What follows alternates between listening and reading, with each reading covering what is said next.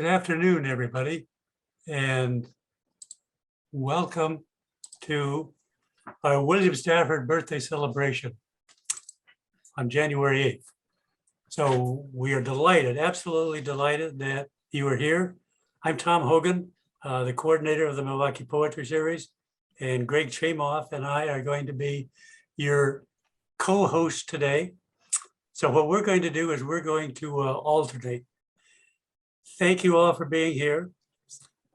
I know that we all would like to meet in person, and meeting in person is wonderful. However, Zoom does enable us to do this. So I'm grateful for Zoom and say thanks. I have some other thanks that I want to make too, which is to the City of Milwaukie, to the Milwaukie Learning Library, and to the Milwaukie Poetry Series Committee. So thanks to the people that worked on this. Greg and I are going to alternate, and we're going to have our three featured readers first. Paul Ann is going to be first, and he's going to introduce Paul Ann in a minute. Then we're going to hear from Jim Shagru, and then Lisa Steinman.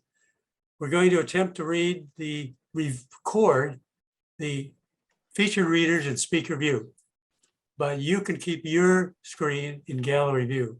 When we go to the open mic, then we'll go back to gallery view. So why don't I introduce my co-host today? Greg Chamoff has been on the poetry committee since the beginning, since we started 15 years ago. He and I were on the Learning Library board together. One thing I can tell you about Greg, if you know him, that you know he's been a practicing attorney, and he is now retired. I can say that word, retired, as of December 31st. So let's meet our co-host, Greg Chamoff, who's going to introduce our first featured reader. Thank you very much, Tom. Thank you, everybody, for joining us today. Paul Ann is Oregon Poet Laureate Emerita and the godmother of the Milwaukie Poetry Series. She has 7 full-length books of poetry, most recently, One Small Sun from Salmon Poetry in Ireland. A former Stegner Fellow at Stanford University, she received the 2006 Holbrook Award from Oregon Literary Arts. And in 2013, she was Willamette Writers' Distinguished Northwest Writer. For 16 years, she served on the board of Friends of William Stafford, organizing the January Stafford birthday celebrations. And she is now a member of the National Advisory Board for Friends of William Stafford. Please welcome Paul Ann.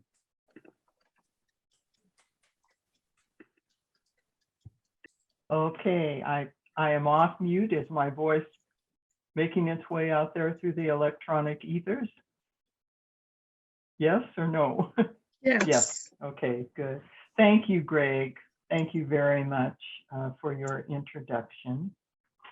It's a pleasure, more than a pleasure, to be here today. Seamless. Bill Stafford was seamless. His everyday life and the poems he wrote at the beginning of every day were inseparable. His life was his art was his life. His life was a poem grounded in attentiveness, wit, whimsy, satire, compassion, and reverence.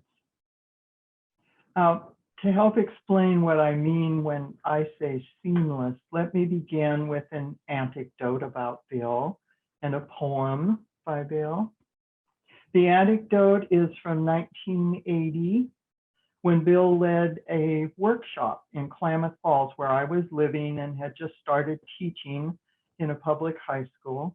Bill had just given a reading in one of the auditoriums at OIT, Oregon Institute of Technology, a packed auditorium, and it was question and answer time. A woman well known in Klamath Falls for her passionate participation in a local fundamentalist Christian church, she stood up and asked him, "Are you religious?"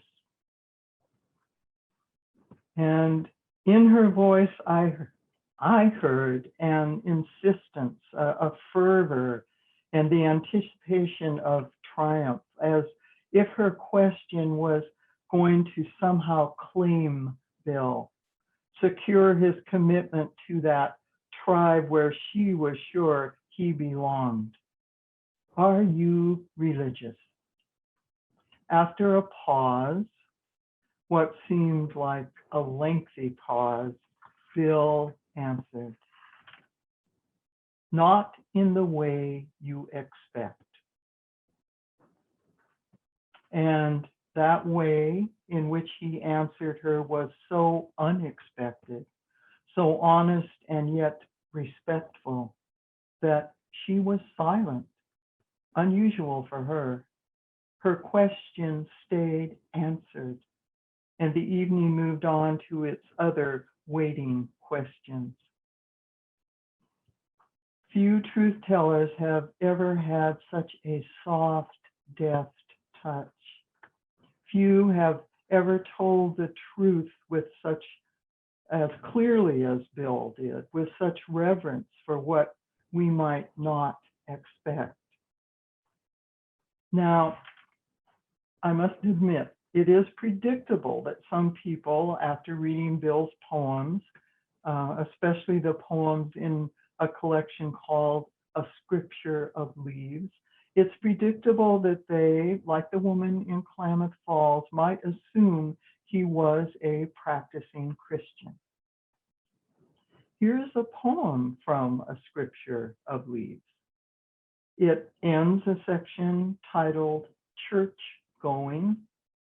The poem is called Waiting for Vesuvius. Vesuvius being, of course, the volcano that erupted and destroyed Pompeii. And this poem contains a biblical allusion, a reference to the biblical verse that says, it is easier for a camel to go through the eye of a needle than for a rich man to enter into the kingdom of God.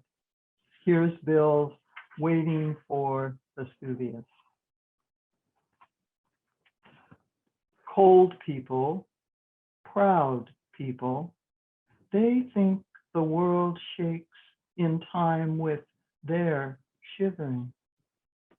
Someday their hands will beg alms from sparrows. Over there by the door, my pack is always ready. When the mountain takes off, even the great will travel second class if they have to. And I remember my father always traveled second class just to be ready.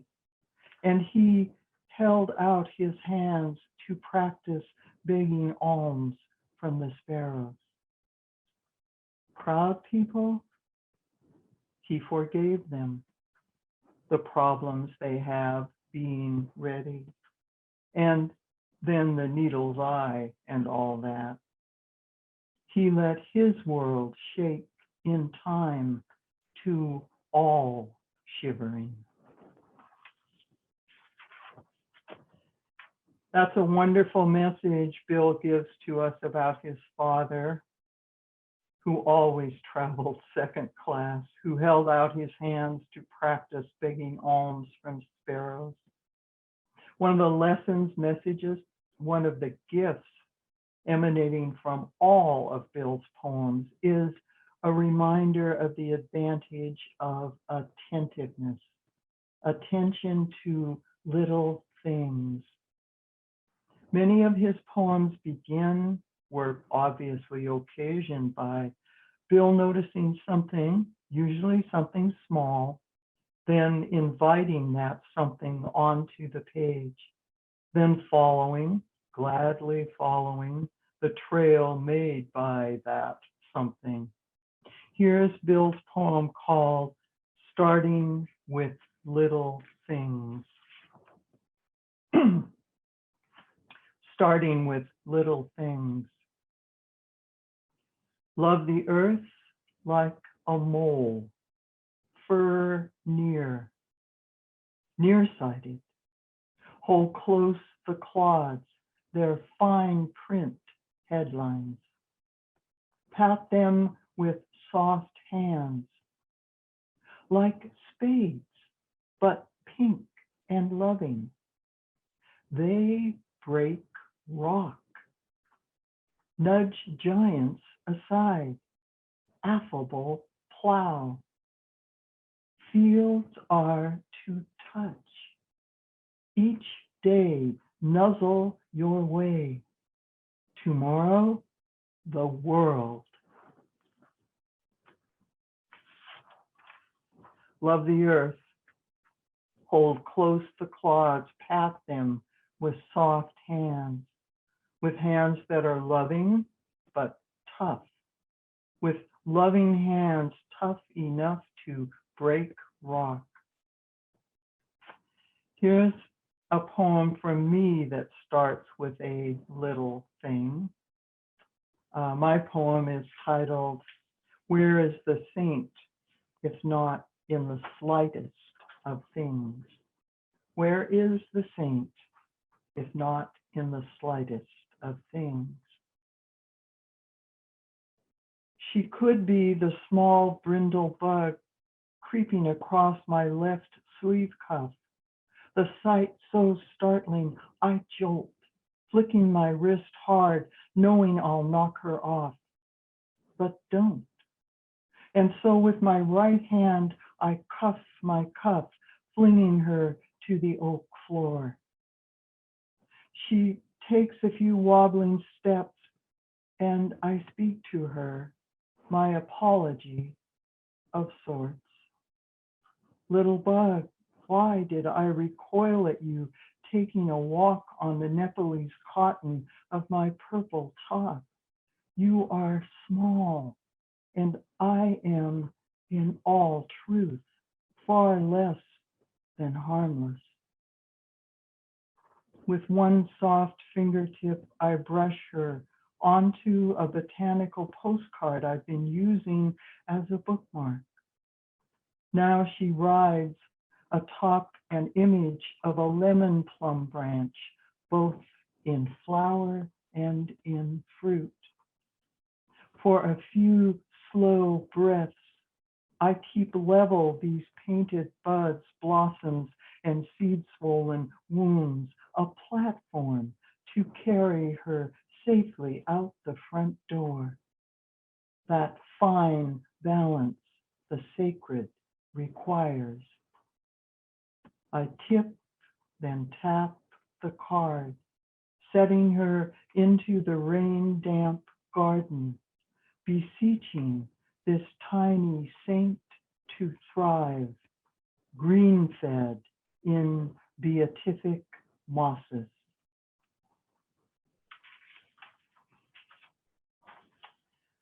William Stafford's poems teach us this attentiveness to the smallest of things. His poems show us the ways and byways of compassion, the way of peaceful resolution. Peaceful resolution. Yes, Bill was a pacifist, a conscientious objector during World War II. In a poem of his called Thinking for Berkey, he says this: "We live in an occupied territory, misunderstood. Justice will take us millions of intricate moves." Bill was well aware of the millions of intricate moves required for justice. He practiced those moves his whole life. In the time he served in the civilian public service camps as a CO during World War II, in the poems he wrote daily, in his bearing witness moment to moment as a husband, a father, a teacher, a spokesman, a poet. Listen to Bill's poem called Globe Scope. Globe scope. Grass is our flag. It whispers Asia, Asia, Dakota, Dakota, prairie, steppe. All over the world it leans above rivers, Volga, Amazon, Ganges. A grass like wheat and its friend, the wind, carrying our message everywhere, leaf by leaf. It is a good flag, but sometimes others hover above and all around us, relying on some great Beowulf satellite infallibly orbited, loaded with warheads, patrolling, lashing a laser and ready against all enemies. Then, glancing from their high place, those warriors feel pity for us quelled millions, hostages to someone or some policy poised above us. Warriors can't think that way for long. It does no good to tolerate waverers. But grass is our flag, with its little song carrying a breath and a pause and a breath again. It's a voice in the world, like a mother holding her child in its cradle and carrying the song of life that all things utter to the world's people. And many will join. The breath of our lives is a pledge across years to each other. Whatever happens, we are faithful in that world story where the rivers flow and the wind discovers its great following and the grass whispers. Our flag, the grass. We don't even have to wave it. It waves itself. It wavers. Our flag is willing to consider alternatives. Those warriors in their high places, they won't let themselves waver long enough to pity us quelled millions. Those warriors refuse to waver, to consider anything other than what they believe is right. They refuse to tolerate us waverers. Each of Bill's poems, each bit of prose, funny, irreverent, witty, somber, satiric, wrenching, elegiac, dark, mysterious, each is the work of a lifelong 24/7 peacemaker. Each is the work of someone open to the many strands of the truth, open to the sacredness of the smallest of things. In his daily writing practice, in his early morning writing practice, he was open to whatever the world, whatever his imagination, his memory, whatever his senses might send swirling his way. Talking about his writing practice, in some advice to others about their writing practices, Bill said this: accept what comes. The first reaction is welcome, welcome. Now, Bill said these words in August of 1993 during his last reading, shortly before his death, in between the poems he'd chosen for an audience at PSU, Portland State University. In between his poems. And I would say to you, One reason we're gathered here now is that for William Stafford, there was no place in between poems. He was seamless. His everyday life and the poems he wrote at the beginning of every day were inseparable. For all his life, Bill acted on his belief in the nonviolent resolution of conflict. He bore witness to that belief with every move, with every word in each of the thousands of poems he wrote. He bore witness in his very presence to human equality.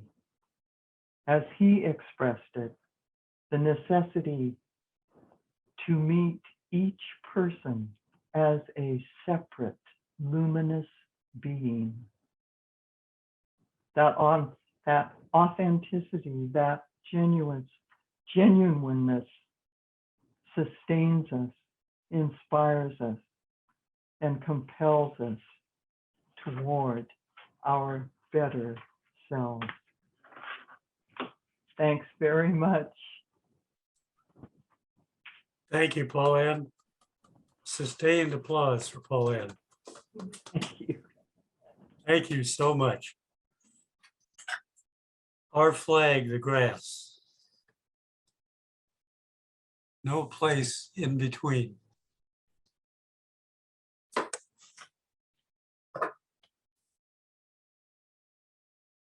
No place in between. And it's a wonderful thing for us to be gathered together today, to be able to honor Bill Stafford and to share his work, because that bears testimony to that. So thank you, Paul Ann. Thank you, Tom. Our second featured reader today is Jim Shagru. Jim has published 3 chapbooks: Floating Verses, Small Things Screaming, finalist for the Oregon Book Award, and Ice Water, as well as Cards and Letters, a book of poetry and images in collaboration with artist Paul Schaap. He's received an Open Voice Award from the West Side Y in New York and a fellowship from the Oregon Arts Commission. Join me in welcoming our second featured reader today, Jim Shagru. Jim? Hello, can you hear me from here? Yes. Okay, I think I look better from a distance. And we can see you full screen too, you and Lisa. Cool. Nice poster you have behind your back too. Yeah. It's William Georgia Carlos O'Keeffe. Williams. Georgia O'Keeffe. Georgia O'Keeffe. It's William Carlos Williams and the American Scene was the event that it was for. Always good to be given an opportunity to reread some of Stafford's poems. Once you get started, it's hard to pick the ones you want to read because they all just, as Paul Ann said, they flow so naturally from the person in his life. So I've decided to stick with books, with poems from this one volume. We have, as you may be able to notice, a good collection of Stafford books here. But I decided on this one, published by Calapulli Collage, Tom Ferté, and printed by John Larson. And it's called The Long Sigh the Wind Makes. And the first poem is, Mhm. Okay. The first poem is called Want List. Bring me the Cascades, bring me that bend by the Dells on the Columbia. Over Sherrar Bridge, show me the salmon. Put some sage in the car when we drive to Burns. When the snows begin, clean off the windshield with a pine branch and be sure to carry a thermos of coffee. Let the far trees bow low. Then the sound, the long sigh the wind makes when it passes through leaves. You stand there waiting for something. Then A near tree says yes. And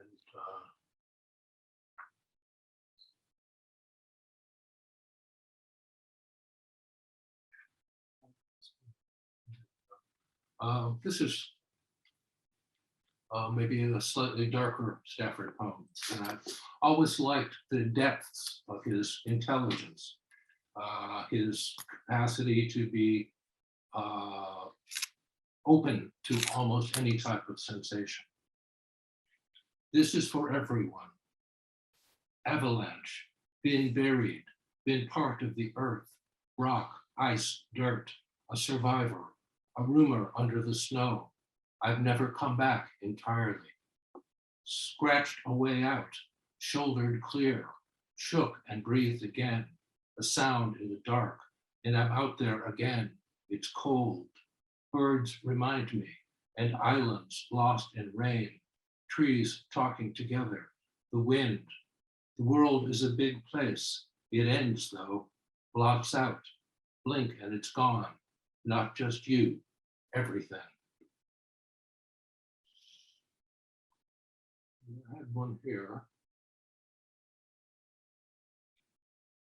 I had bookmarks, but they've unmarked themselves. There's one more.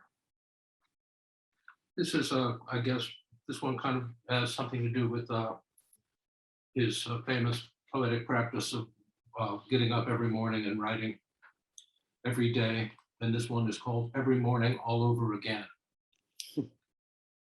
Only the world guides me. Whether it pushes or when it entices, I follow. Some kind of magnetism turns me when I am walking in the woods with no intentions. There are leadings without any reason, but they attract. And if I find there is nothing to gain from them, I still follow. Their power is the power of the surrounding world. But things that promise or those that will serve my purposes, they interfere with the pure wind from nowhere that sustains a kite or a gull or a free spirit. So afloat again every morning, I find the current. All the best rivers have secret channels that you have to find by whispering like this, and then you hear them and follow.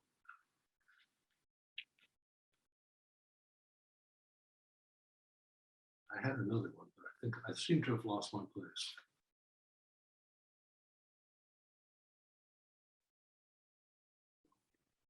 Jim, you have a request to repeat the title of the first poem.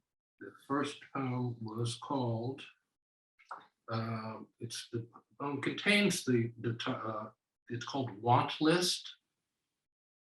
And it's a list of Oregon places, a request for to bring various places in the region into focus. Thank you. And I've been, since lockdown, conversing with poets that I have known or that I've read and that I have deeply impressed or influenced by, and among those, of course, is William Stafford. And this poem, the first line, I once was talking to Bill at a party, and I said, "Oh, I get up early." You know, as I knew he did. I said, "Oh, I get up early to write," and he said, "How early?" And I said, 6 o'clock, and he said, "That's not early enough." And so I've been getting up at 5, but I'm still not at the appropriate level. Someone will have to tell me when I can be up early enough to write like William Stafford. So this is called Stafford. I get up early to write. We have that much in common. I'd never presumed to call you friend, though we met from time to time and talked of this and that. In the decades since you died, I've read again a few times through your books. Your voice is still alive there in them. And I hear it like I hear the song of a familiar bird, native to a place I've come to be as much at home in as any refugee can be. You are a part of everything here. And though we disagreed about a lot, I've come to recognize how rare it is to speak with anything like certainty, the words a place requires, any tenuous place where people come and to find and lose themselves for good.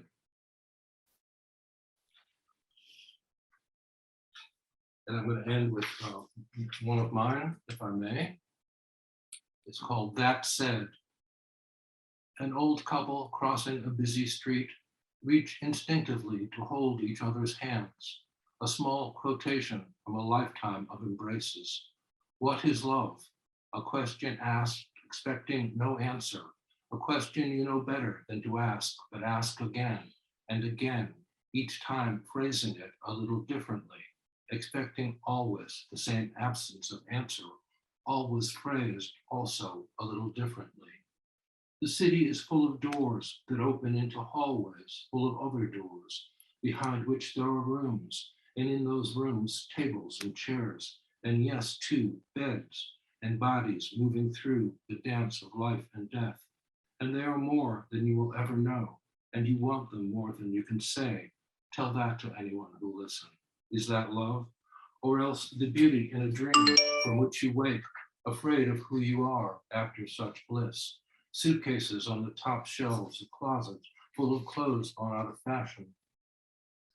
Worn by ghosts of worry, hope, despair. I don't know, do you? We reach instinctively to take each other's hands amidst the traffic, which is the world, and we are in and of the world, and it is dangerous, and that is what we know of love.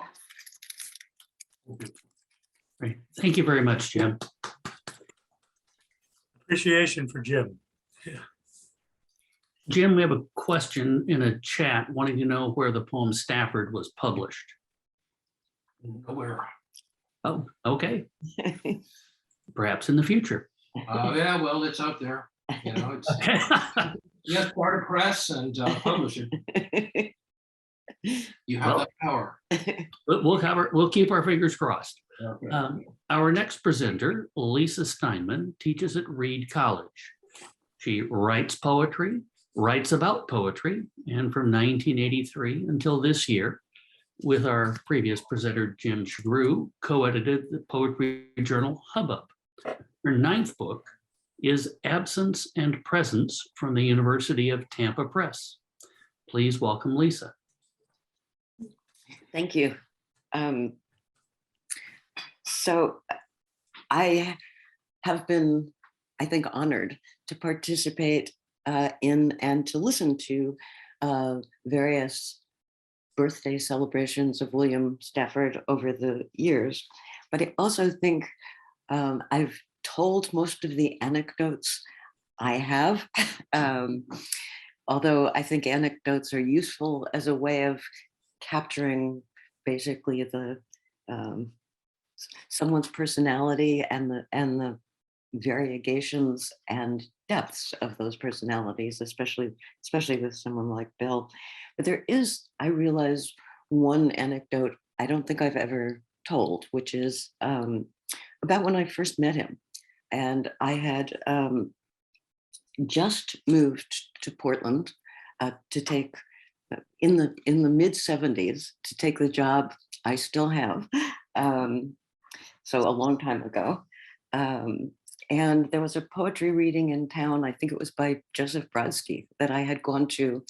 And for some reason, though I knew very few people in Portland, I was invited to a reception at a private home afterwards in a neighborhood, either in or just outside of Portland in the West Hills.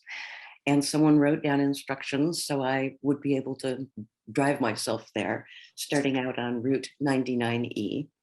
I won't tell the story of how not being good at locating myself in geography. When I tried to come home, I thought 99W would be 99E going the other way, and got almost to the Oregon coast before I realized I had to turn around. I did make it to the reception.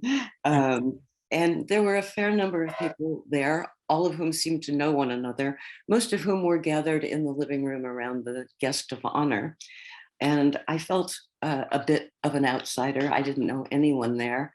So I retreated to the kitchen where there were a handful of people, including a woman I later realized was Dorothy Stafford, and a man whose poems I had read often, but had never seen a picture of, who was taking pictures, and I realized was Bill Stafford. But it took me a while to realize that's who he was. And we just chatted, and it made me feel far more at home and less of an outsider. I might add, that is another side of Bill. He took many photos. What got me is once I got home, which I did do, some weeks later, an envelope arrived in the mail, and in it was a photograph and a postcard and a note from Bill that said the photograph, which he said was of me, and I agree, it probably was, and reminded him of a postcard he had of John Keats. Personally, I think the woman in the photograph doesn't look a lot like me or like John Keats, but maybe that's vanity. What I did nonetheless treasure the generosity of the gesture, and saved both of the images that he sent to me. And I've come to treasure them more over the years in ways, realizing he remembered my name. He tracked down how to send me an envelope. And this is someone who had known me only for one brief conversation at one fairly chaotic party. It was a part of his generosity and maybe even humility in a way that anyone was worthy of continuing a conversation with. But I have that. Do you want to see that picture? That's my screen share. I won't visit it on you for. Oops. Yes, please. Okay, can you see it? Yeah. Okay. See, that doesn't look like me really. And I'm not sure it looks like John Keats, but then John Keats might say the same thing. So, but as you can see, I framed it and I kept it. And it's always not only stood as a kind of reminder of Bill's ability to reach out to people, but also over years of conversations with him, usually also brief, realizing that it was not people who wanted to be the center of attention that he often reached out to. So there was that too. I think the poem Paul Ann read actually show that side of him. I want to read 3 of his poems, maybe having to do with the last few years.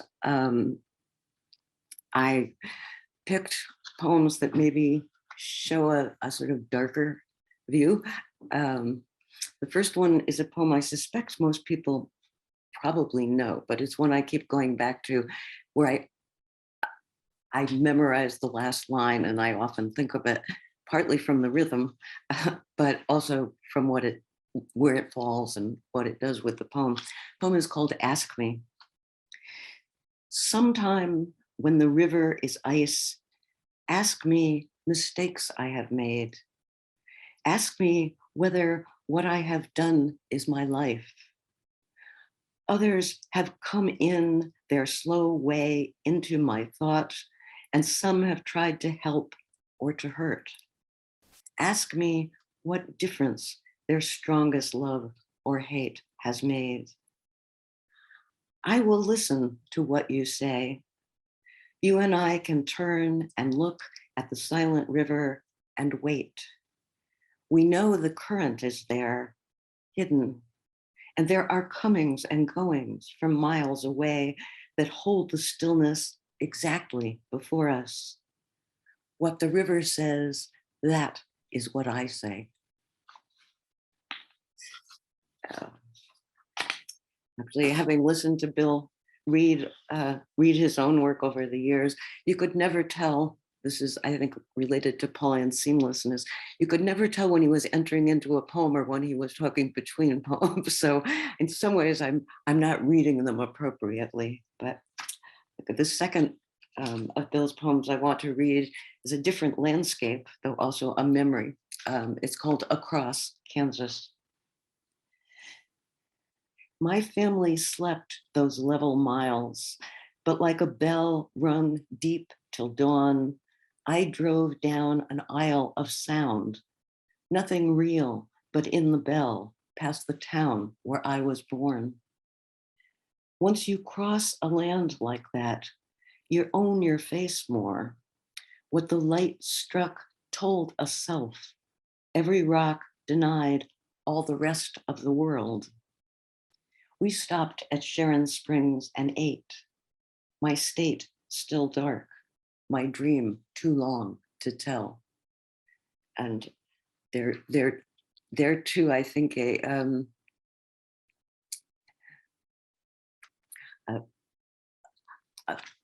kind of verbal cleverness, but that works perfectly, not just as mere cleverness, where that state, my state too dark, is both a state of mind and obviously a state of the union.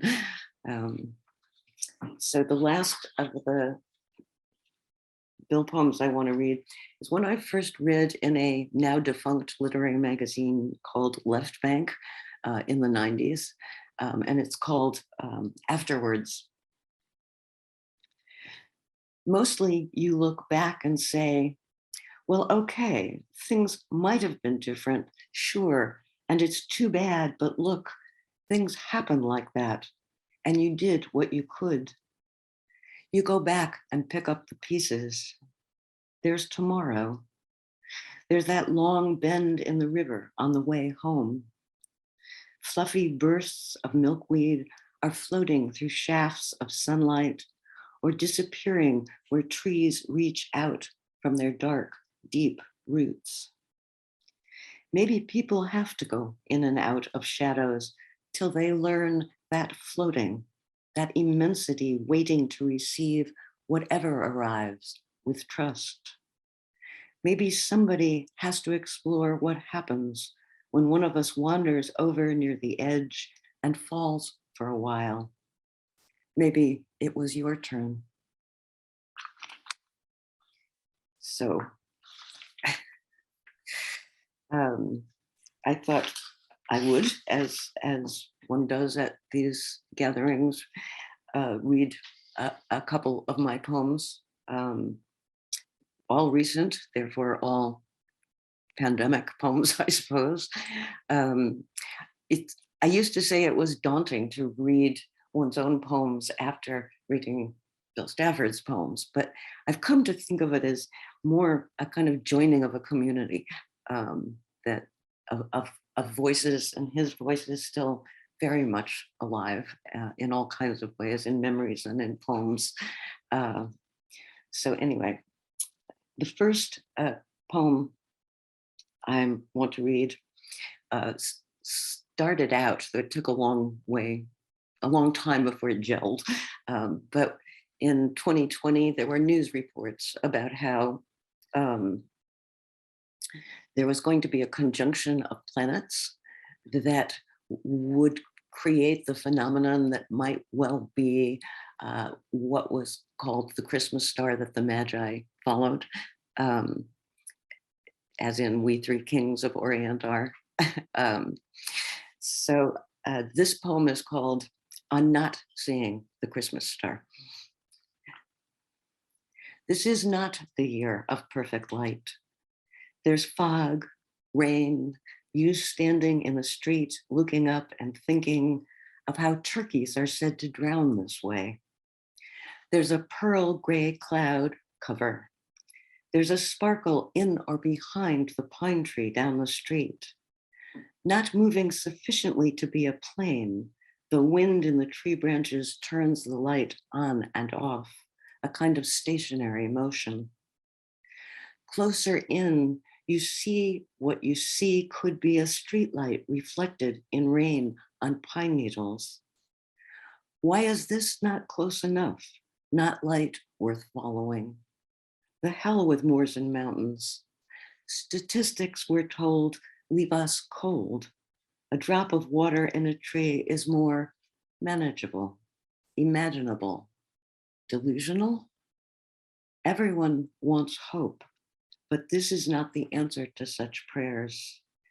In some other universe, this would end with the watery trees, all natural light, as the world contained in a drop of rain. Here, though, it ends with disappointment, damp and gray. The clouds speak of more rain, of thunder. Yes, there may have been rainbows, but they don't make promises the way the rain does.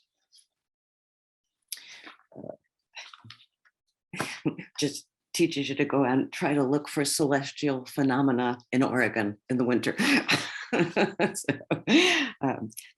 This poem is called Interjection, and it comes out of, in part, reading an article actually in the New York Times science section, which gives me bits and pieces and shards of scientific knowledge, but also reveals my perhaps weird interest in reading books about grammar and grammatical constructions and etymology. So the poem is called Interjection, and toward the end of the poem, I actually am talking about the Latin roots of that word. Interjection. The aspen leaves look like raindrops, and vice versa. Falling, falling.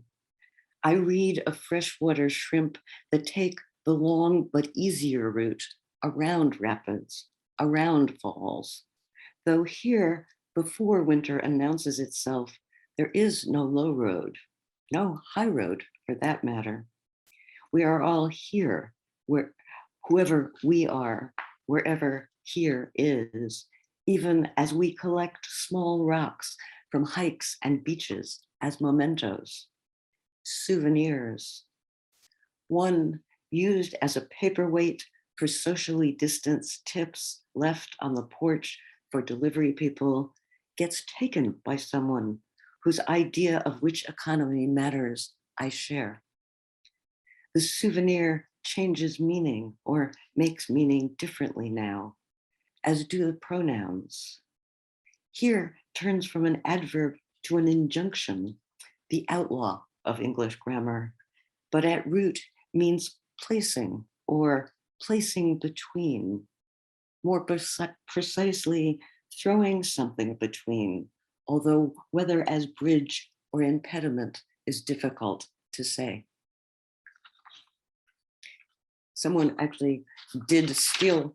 First I thought, stole our paperweight. And then I thought, oh, they like rocks as much as we do, and maybe more than tips. So that started that. And I'm just going to end with a shorter, and I think somewhat more upbeat poem, though it also takes off from another, I guess I started reading odd moments in newspapers, but about a young woman who had moved from California to a rather different climate. It's called A Song of Qualified Exaltation. The ocean just doesn't care, the rescued rafter said reportedly after her pink flamingo-themed raft drifted into an Alaskan current. She was out of place. Yet, in the dream, there were many languages comfortable in their own alphabets.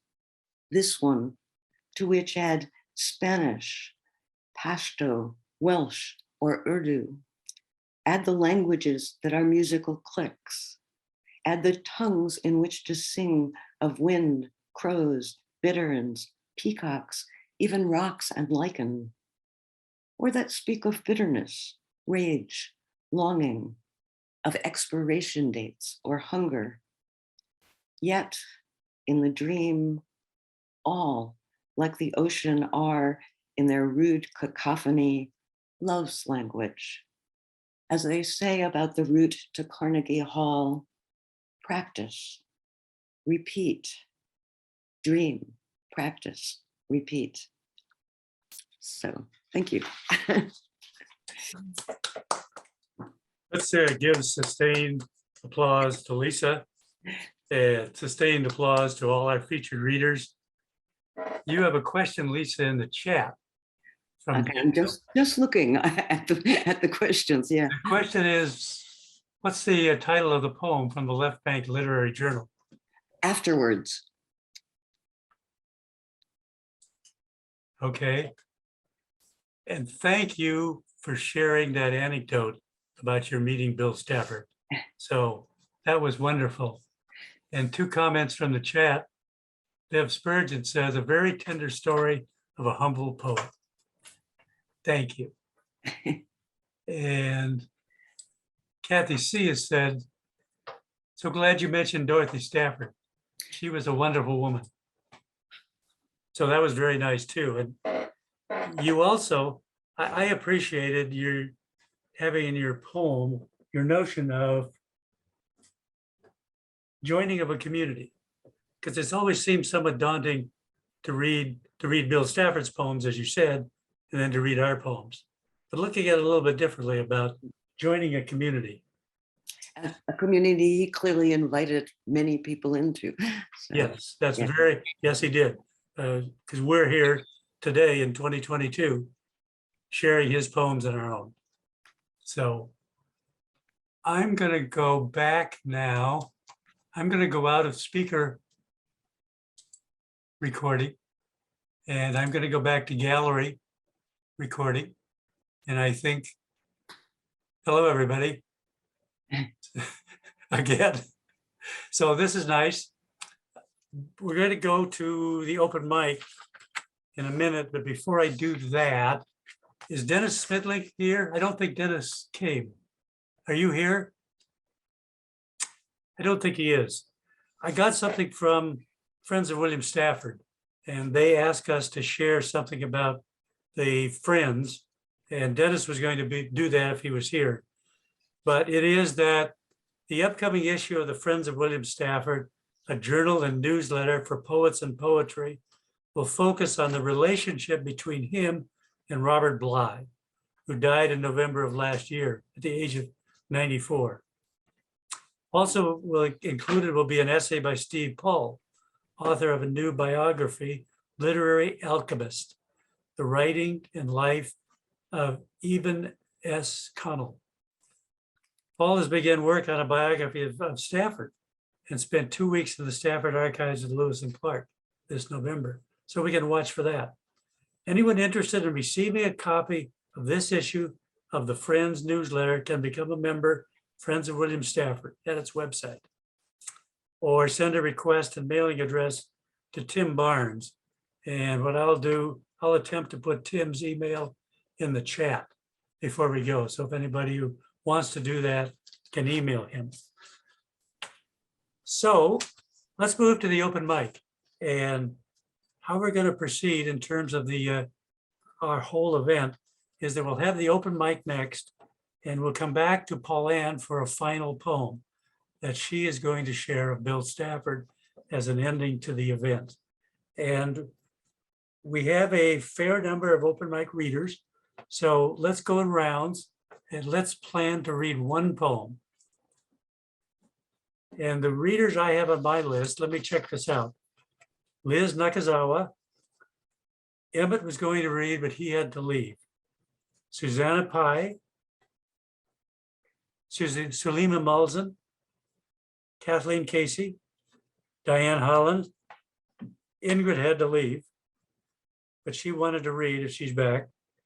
Rosemary Lombard. Sue Lick. Stephanie. Donna Henderson. Sharon Johnson. Eileen McGarvey, and my lovely wife, Jane, who is sitting here behind me, who will come up. Are there any other people who are here that I don't have on the list that would like to read a poem? Tom, this is Diane Holland, and I'm here, but I'm not planning on reading a poem. Okay, Thanks. And Okay. I'm Larry Anderson, and I would like to read a poem.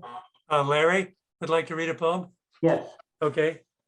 Great, I've got you. Tom, Suzanne says she's not going to read, and Teal says she would like to read if there's time. Okay. We will make time for everyone who wants to share a poem to do that. Okay, so Teal, I have you, and Joni? Okay.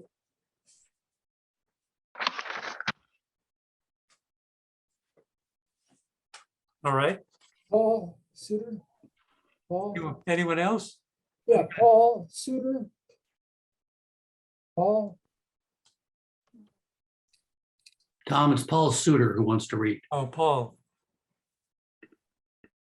thank you.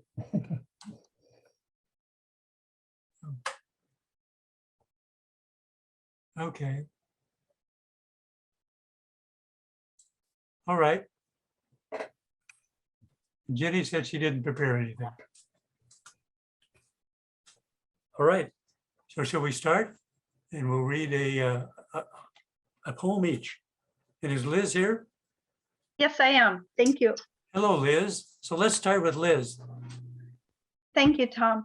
Paul Ann mentioned that he has a lot of poems of whimsy, and I think this poem has that. It's called Just Thinking. Got up on a cool morning, leaned out a window. No cloud, no wind, air that flowers held for a while. Some dove somewhere. Been on probation most of my life, and the rest of my life been condemned. So these moments count for a lot. Peace, you know. Let the bucket of memory down into the well. Bring it up. Cool, cool minutes. No one stirring. No plans. Just being there. This is what the whole thing is about. Thank you. Thank you very much, Liz. Wonderful. Susanna?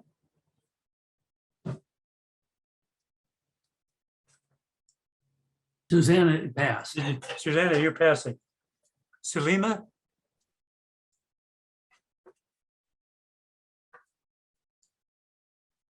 I think you're here.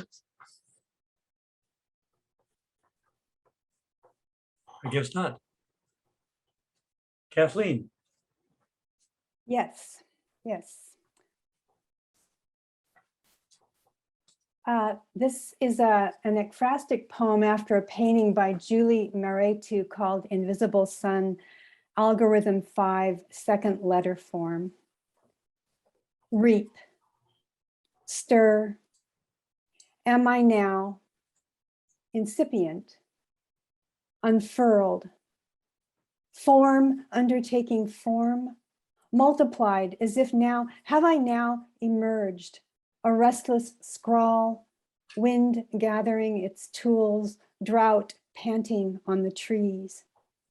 Propelled, am I now unleashed, an X eluding X, expectant X, as form becoming seen in places you may never know, in places you already know. So long have I crouched in the canyon of oblivion, primordial, unseen, gray, feigning, swoon, invisible, a nascent bloom, voracious wings heaving to explode, assembling disfigured beats, maelstrom breath, exponential, silent springs, the sun's scorched tongue, a clang convulsed inside a cloud, deafening. A grievous thing like flesh gone dead, I am the well of emptying, a grim modality, assaulting land, icefall calving into slabs, a locust swarm berating air. How is it you have failed to seize the lessons of fragility? I am a xiphoid hiss, a slag of crows, a cicatrix, flocks of tears capsized in eyes, weights of gray, raging gray, the taste of gray, erasing grace. Extinction's song I am, and chaos have I now become. And now I loom as banished hue, a darkening to dazzle you, raking shatter, wrenching form, a screw of worm, black bile born, conducting this disfiguring. A sultry axe that spits the sun, that wrings the sea out of the air.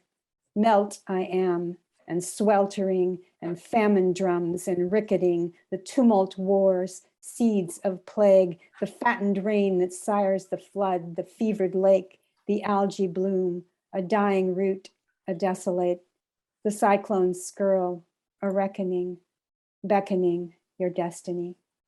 Thank you. Thank you very much. Lessons of fragility. Wonderful. Thank you. Is our next reader, is that Stephanie?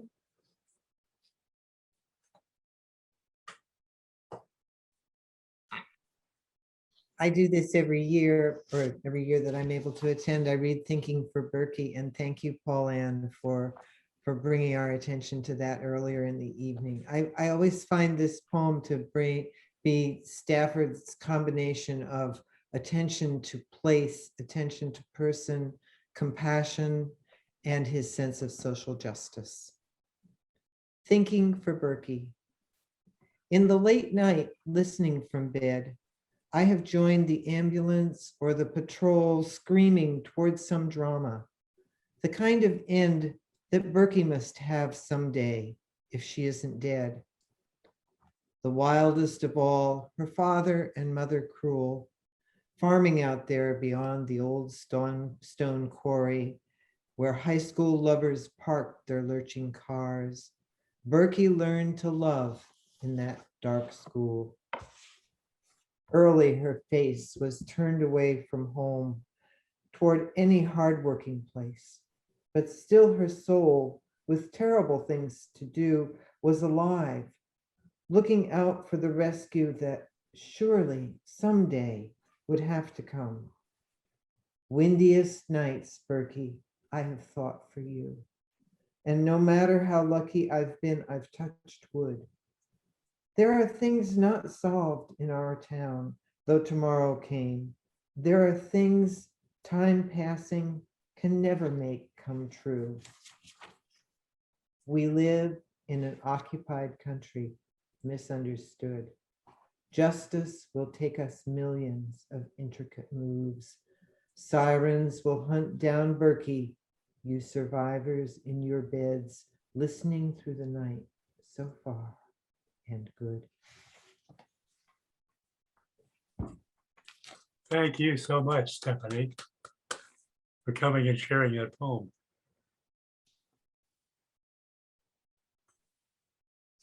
We have left Larry, Teal, Joni, and my wife, my lovely wife, Jane.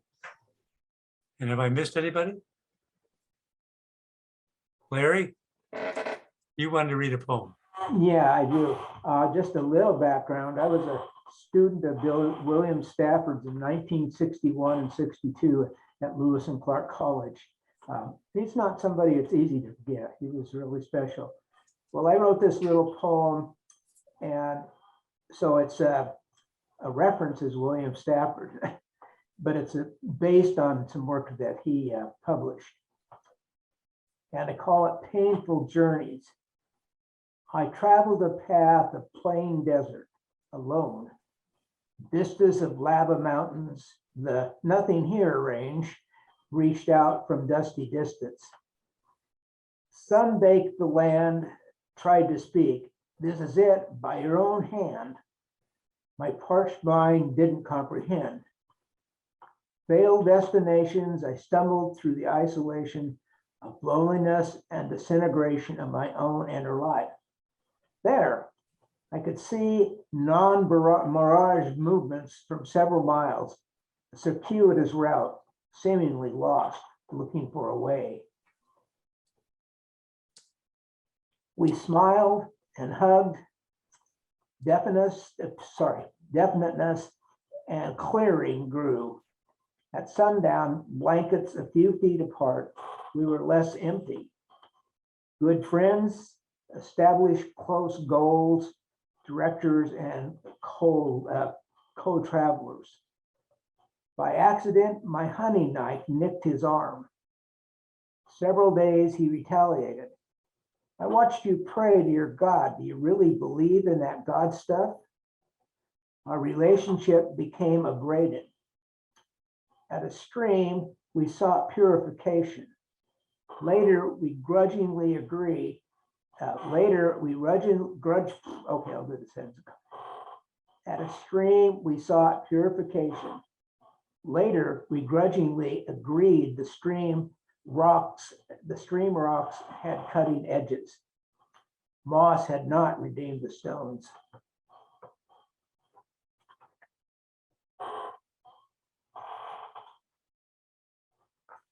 That last Moss had not redeemed the stones. You have to be familiar with one of the poems of Stafford. Moss redeems the stones. Yeah, yeah.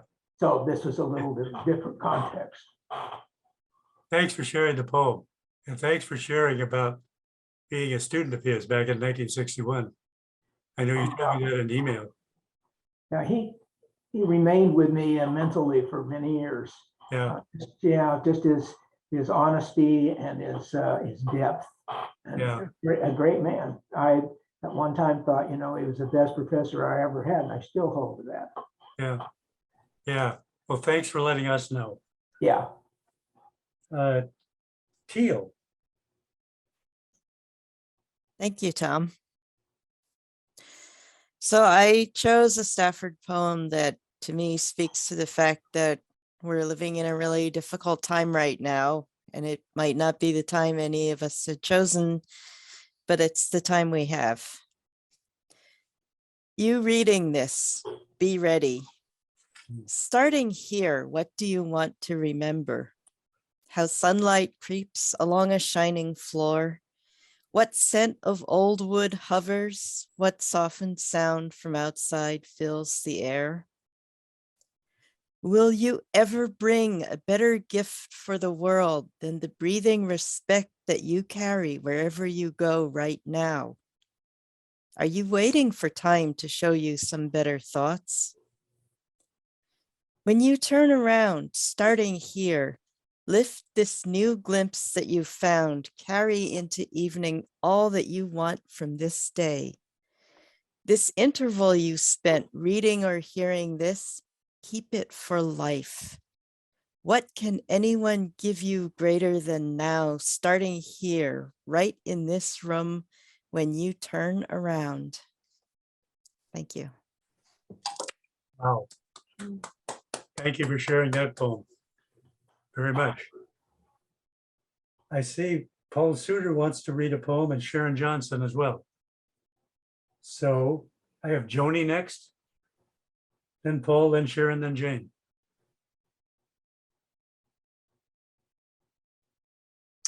Joni? Yeah, you're muted.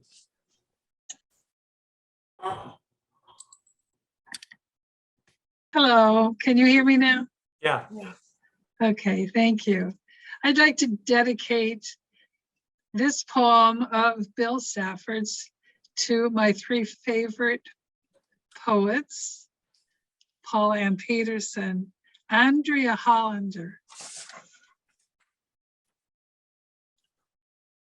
and I've got a third one, don't I? I think that's to Bill. I hope you can see this. A poem by William Stafford, The Way It Is. There is a thread that you follow. It goes among things that change, but it doesn't change. People wonder about what you are pursuing. You have to explain about the thread.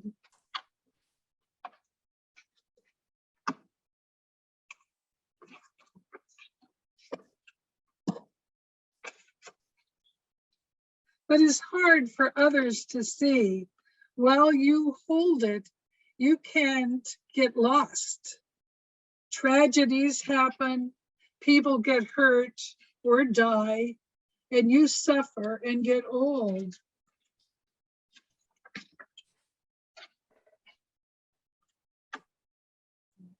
Nothing you do can stop time's unfolding. You don't ever let go of the string.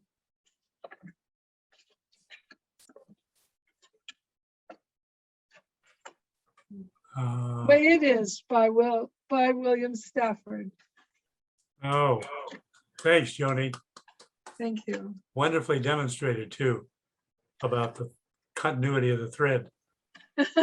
Thanks, Tom. Yeah. Paul? Sure. Last summer, I had the privilege of attending 3 fish trap weeks at Zumwalt and at Snake River. I see some companions among our group today. And then the middle one was a Zoom with Frank Walker from Kentucky. And he was a great inspiration, gave many wonderful prompts. So this is just a poem that came out of one of his prompts and one of the days. It's called The Narrow and the Deep. And it has an epigraph.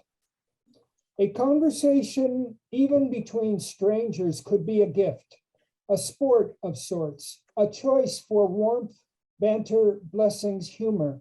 Spoken words could be a little fire at which you warmed yourself. And it's Rebecca Solnit in Recollections of My Non-Existence. Berkeley Tennis Club, 1967. Arthur Ashe plays an exhibition tennis match. Friends and I, no tickets, climb highest fence to glimpse the man, little expecting his rise to fame for apartheid and HIV activism.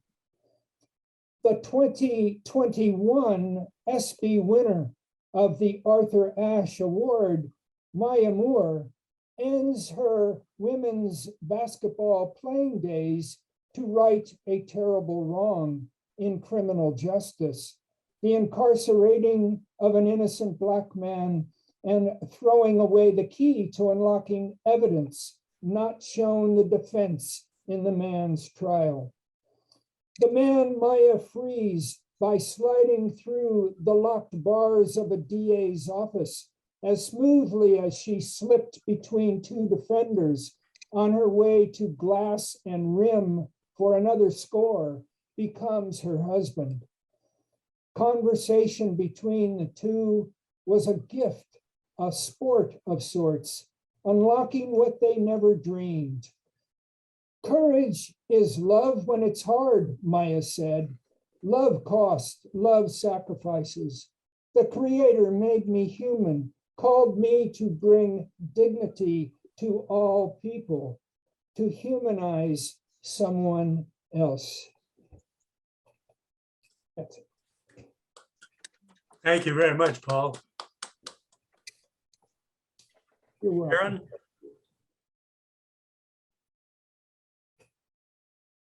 Do you want to go next, Sharon? Yep, here I am. This is my poem called The Tragedy of the Commons. 4 farmers, 4 sheep, a town square lush flourish. 4 farmers, 8 sheep, grass grazed close get by. 4 farmers, 16 sheep, grass ground to dirt starve. A jar of fruit flies, the science teacher, they mix and mate and double and die. A blue marble knocked from the circle, used a shooter, the best Aggie played for keeps. All for the winner, the loser goes away. No more games to play today. This blue marble is adrift in black sky. No farmers, no flies, no games to play. Ooh. Thank you, Sharon. Our next reader is my lovely wife, Jane, who's sitting here behind me. Yes. Do you want to read the poem? Yes, I'll read it. Okay, this poem is On a Church Lawn. Dandelion cavalry, light little saviors, baffle the wind.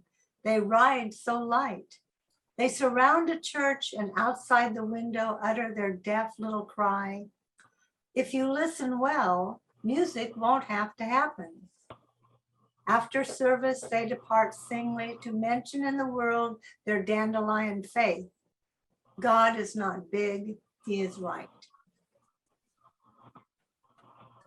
On the church lawn. Thank you very much, Jane. Is there anybody who would like to read a poem that hasn't read a poem before we move to? Oh, Ron, okay? Ron Bloodworth. You want to go next? Yeah. So back to what Paul Ann was saying at the beginning here about little things, and the smallest of things, it brought to mind this poem that I have of Stafford's that's been up on my wall for about 20 years. And it's one that I see often and I love. It's very short. Note: straw, feathers, dust, little things. But if they all go one way, that's the way the wind blows.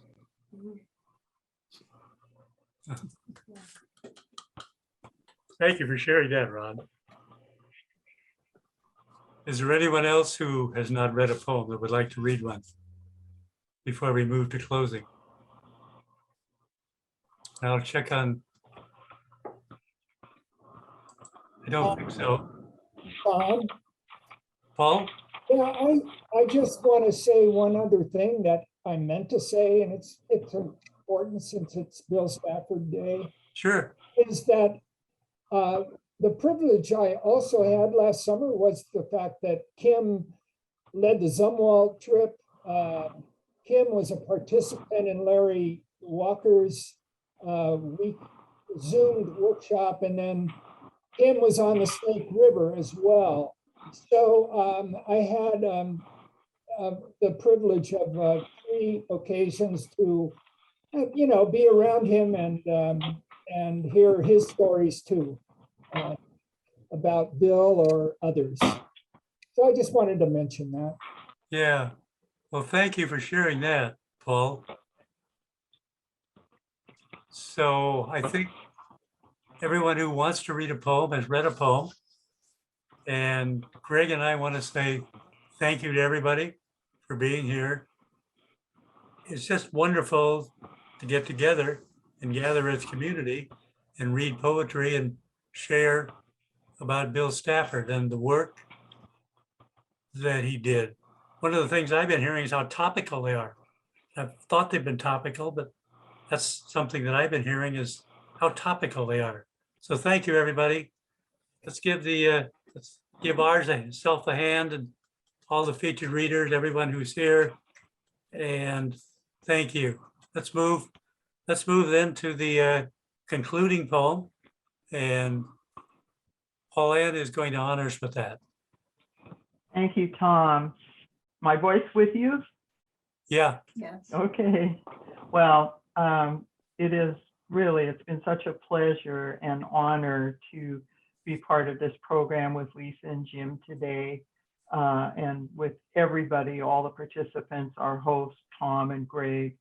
And my thanks to the Milwaukie Poetry Series for so faithfully hosting a January William Stafford birthday celebration each year for these many years. Thank you so much. It's wonderful to be part of this tradition. And I will end with a poem, a William Stafford poem that is definitely a favorite of mine. I have a lovely calligraphy version of this that's up in the living room of my home.